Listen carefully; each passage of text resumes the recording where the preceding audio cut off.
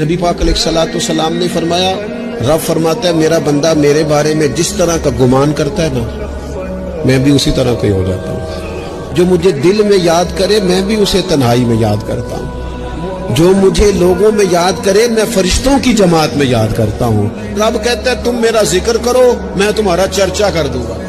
نبی اکرم صلی اللہ تعالی علیہ وسلم کا ایک فرمان آپ کے سامنے رکھنے لگا ہوں۔ اس فرمان کے اندر سے جو روحانی چشمے پھوٹتے ہیں ذرا ان کا ذائقہ لینا ہے۔ حضور فرمانے لگے، اے عائشہ، اگر میں چاہوں تو سونے کے پہاڑ میرے ساتھ چلا کرے، میں جدھر جدھر جاؤں پہاڑ سونے کے میرے ساتھ ساتھ چلے، لیکن میں نے اپنے رب کی بارگاہ میں دعا کی ہے کہ مالک مجھے ایک دن روٹی دینا، ایک دن کا فاقہ دینا۔ اے اللہ میں چاہتا ہوں جس دن تو مجھے سیر ہو کے کھانا دے اس دن میں تیرا شکر ادا کروں، اور جس دن مجھے فاقہ ہو اس دن میں ہاتھ اٹھا کے رب کی بارگاہ میں دعا کروں۔ جب سونا چاندی آنا جانا پروٹوکول لمبے چوڑے معاملات ہمارے محبوب نے پسند نہیں کیے، تو پھر رنگے چمن پسند نہ پھولوں کی بو پسند، ہم کو ہے وہ پسند جسے آئے تو پسند۔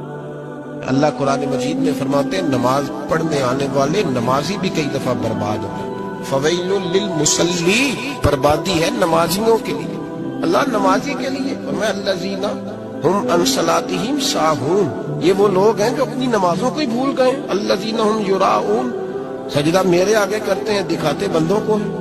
فویل للمصلین، ان نمازیوں کے لیے بربادی ہے۔ خوش فہمی میں نہ رہے کہ ہم لمبا سجدہ کرتے ہیں، ہم تو سجدے میں جاتے ہیں تو لوگ ہمیں دیکھتے ہیں۔ بھائی نہیں، تو خوش فہمی کا شکار ہے۔ اس چنگل سے باہر نکل، ایک سائیڈ پہ ہو، تجھے پتہ چلے تیری حیثیت کیا ہے۔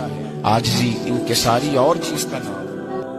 نبی صلی اللہ علیہ وآلہ وسلم نے فرمایا جو شخص وضو کرنے کے بعد ایک دفعہ پڑھ لے اشہد ان لا الہ الا اللہ وحدہ لا شریک لہ واشہد ان محمدا عبدہ ورسولہ، تو جنت کے 8 دروازے اس کے لیے کھول دیے جاتے ہیں، جس دروازے سے چاہے وہ داخل ہو جائے۔ میں گواہی دیتا ہوں کہ اللہ کے سوا کوئی معبود نہیں، اور محمد صلی اللہ علیہ وآلہ وسلم اس کے بندے اور اس کے رسول ہیں۔